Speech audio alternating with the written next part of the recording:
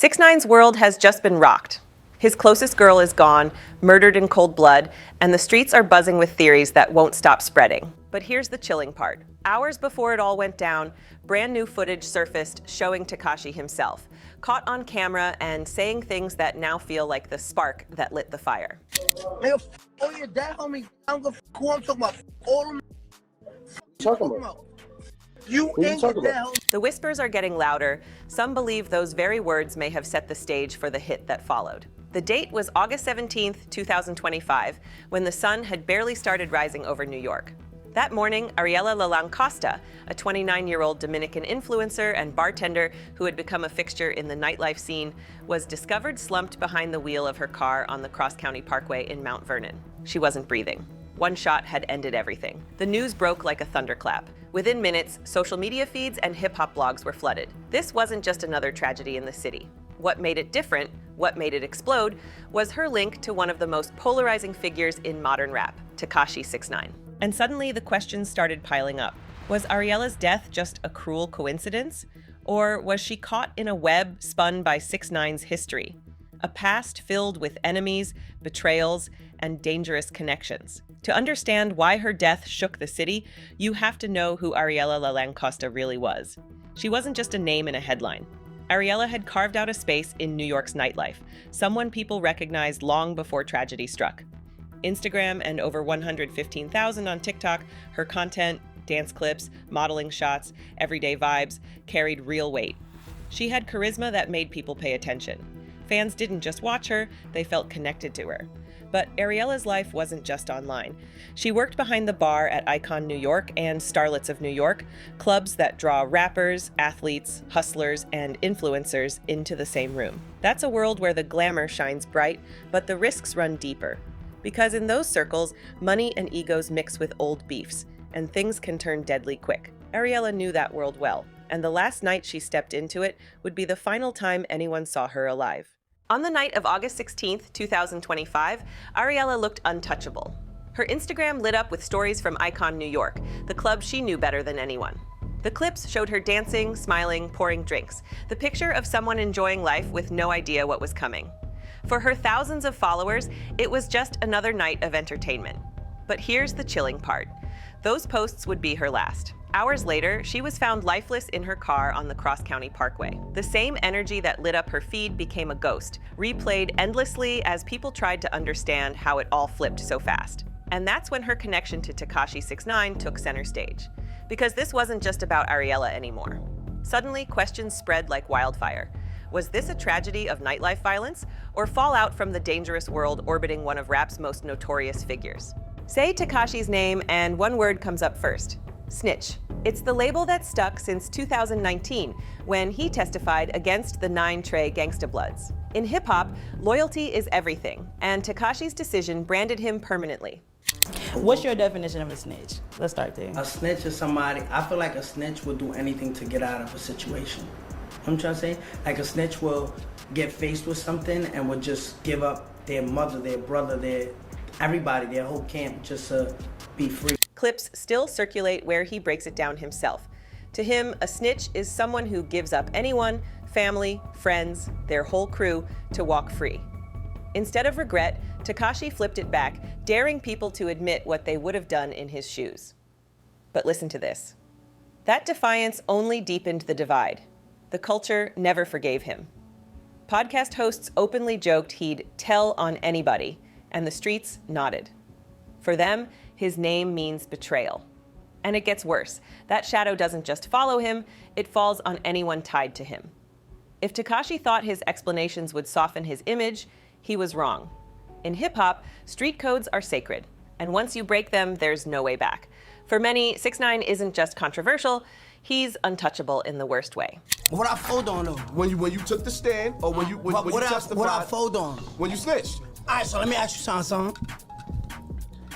If you was in that position, what you would have done? For me, you gotta understand something. Nah, I don't Listen, answer the question. I would never tell. All right, so this is what I'm saying.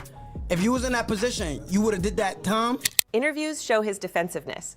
Instead of dodging the label, he leans into it, asking others what they would have done. But here's the twist. Every time he talks, the gap between him and the culture widens. Fans may argue online, but for those living by the code, his words are proof that he'll fold on anyone. And it gets worse. That stigma doesn't end with him. Anyone linked to Tekashi, friends, collaborators, even women in his orbit, inherits the same risk. Enemies don't always go after the main target. They look for weak spots. So when Ariela was killed, people wondered, was she caught in nightlife drama, or was she punished for being too close to a man the streets had already condemned? After Ariela's death, one question kept circling. Who was she to Tekashi? Some called her his girlfriend, others said she was just like family, his sister. That uncertainty made the story even bigger, because in Tekashi's world, titles carry weight. But the facts tell us this. Ariela wasn't just some acquaintance. She appeared in the video for Why, with Angel Dior, Lanier, and Bulin 47. Not a background cameo, but a real presence that tied her to his music career. In 2023, the two were also spotted together at the Tobaga Room in New York, stepping out publicly in a way Tekashi rarely does. Still, by 2025, he was under probation and house arrest. Every move was monitored, every slip could send him back to prison. If Tekashi couldn't move freely, was Ariela paying the price for enemies who couldn't reach him directly? In late 2024, he spent 45 days in federal custody for violating supervised release. When he got out, he wasn't free. He was locked under probation. That meant house arrest, an ankle monitor, and strict bans on travel. Every step was watched, every move recorded. Then came July 2025. Police raided his Florida home and found drugs, cocaine, MDMA, and more. Tekashi pleaded guilty, and sentencing was set for September. With those restrictions, Tekashi wasn't supposed to be anywhere near New York's nightlife. So when Ariela's body turned up in Mount Vernon, the timeline didn't add up. How could his name be tied so tightly to a crime scene he couldn't legally reach? But listen to this. Tekashi's presence isn't always physical. His enemies, his reputation, and his unfinished wars cast a shadow bigger than any ankle monitor. And for Ariela, that shadow may have been deadly. Not long after the tragic incident, a different theory spread fast. Maybe she wasn't the intended victim at all. The streets pointed to Nada Cartier, a man tied to robberies and heavy street activity. Reports say Ariela was driving a Mercedes G-Wagon with Cartier inside when the shots came. He walked away. She didn't. That detail flipped the narrative. Was the hit meant for him? It gets darker. Rumors claimed Ariela had allegedly set up Colombians for Cartier's crew to rob. If true, her murder wasn't random. It was retaliation, a brutal response to betrayal. Police added fuel by detaining someone for questioning. Sources quickly named Cartier himself. His past, prior arrests, even irregular entry into the US, made him a prime suspect in any violent circle. But listen to this. If Cartier was the real target, then Ariela became a casualty of his wars. Still, not everyone believed that story. Others were convinced the bullet wasn't aimed at Cartier at all, but at Tekashi 6ix9ine through someone he loved. Another theory cut through the noise. Ariela's death was a message to Tekashi 6ix9ine. If his enemies couldn't reach him, locked under probation and monitored around the clock, then striking someone close sent the same signal. The timing felt too sharp to ignore. Just days earlier, clips of Tekashi defending his cooperation with the feds went viral again. His critics said he was stirring old wounds, reigniting grudges that never healed. And when Ariela was found dead, the dots connected fast. Then Tekashi posted his tribute, calling Ariela his sister. Some saw grief, others saw guilt. Either way, it confirmed she was more than a casual link. To his enemies, that made her a target, an easy way to wound him without touching him. But listen to this. If what happened to Ariela was a symbolic strike, then Tekashi's shadow just got even more dangerous. Because if they can't get him, who's next? There's another theory, and it's the one that turned the most heads. Some whispered that Ariela herself might have been cooperating with law enforcement. In the world she lived in, even the rumor of being an informant is enough to put a target on your back. The logic was simple. Tekashi built his second life by testifying. His name became a synonym for betrayal. So being close to him carried suspicion. People began saying maybe she had picked up the same habit, intentionally or not. But listen to this. There's no proof. No papers, no files, no evidence. It's all talk. Yet in street politics, perception can kill faster than facts. Once her name was tied to Tekashi's, the rumor had power, whether it was true or not. And this theory hit even harder against the backdrop of rising violence across New York, where gang tensions were already boiling over. To really see the situation in context, you have to look at the city around her. New York in August 2025 wasn't calm, it was on edge. Just days earlier, a Brooklyn nightclub shooting left 42 shell casings scattered across the floor. Police linked it to gangs, and Mayor Eric Adams rushed crisis teams into the streets, warning retaliation was coming. That shooting wasn't just one isolated event. It symbolized how fragile the balance was. Clubs, parties, and late-night spots were already powder kegs. One insult, one wrong move, one rival in the wrong place, and violence erupted. So when Ariela turned up dead on the Cross County Parkway, the timing made it impossible to treat as random. The city was already bracing for bloodshed. Her death slotted right into that atmosphere, another sign that the nightlife world was spiraling out of control. And that's when Tekashi himself threw gasoline on the fire, reminding everyone of his harsh philosophy on survival. In his eyes, it's always kill or be killed. When asked about street violence, Tekashi didn't hold back. He pointed to names like Nipsey Hussle, Pop Smoke, and King Von. All respected, all dead. His message was cold. They lacked, and it cost them everything. He's dead. But what's the point, though? All right then, so King Von is a solid nigga, and he got killed, right? The nigga pulled out and put 5 in him, right? And he dead, right? So King Von died lacking. You hurt my feelings. No. Hear what I'm saying? May he rest in peace, King man. Von died lacking. Nipsey died lacking. Pop Smoke died lacking. Right. So niggas can't lack? No, you can't. For Tekashi, survival means breaking rules others consider sacred, cooperating with the feds, cutting ties, betraying codes. In his mind, all of it is smarter than ending up in a coffin.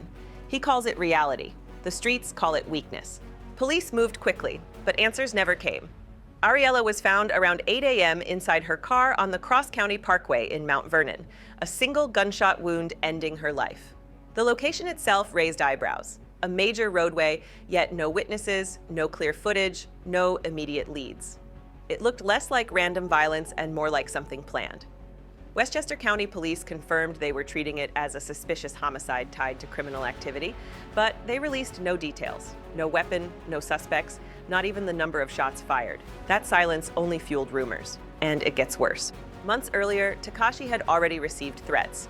Even a fake casket delivered to his Florida home with the name of rival King Von written across it. For many, Ariela's death felt like the next step in a long chain of warnings. With police tight-lipped, speculation filled the vacuum.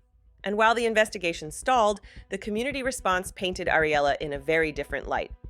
In the days after Ariela's death, the shock turned into mourning. Icon New York and Starlets, the clubs where she built her name, posted tributes calling her a shining light. The Dominican community in New York rallied, flooding her Instagram with thousands of messages. For her followers, she wasn't just a nightlife figure. She was someone who made them feel connected, even from a screen. But listen to this. While the grief spread, the questions only multiplied. Was she the target or collateral damage in someone else's war? Was her death tied to Nada Cartier, to Tekashi's enemies, or to rumors of her own role in the streets? With police keeping details hidden, every theory grew louder. And that's the danger. In a city already bracing for violence, silence feels like fuel. Ariela's story has become bigger than one tragedy. It's now a symbol of how quickly clout, nightlife, and loyalty can twist into something deadly. The case remains open. No arrests, no closure. And the streets are left asking, who will be next? If you made it this far, you know Ariela's story isn't just about one tragedy. It's about the dangerous world Tekashi 6ix9ine still drags with him. The questions aren't going away, and neither are the enemies. So, what do you think really happened on that August morning? Drop your thoughts in the comments below, and don't forget, hit that like button, share this video, and subscribe so you don't miss what comes next.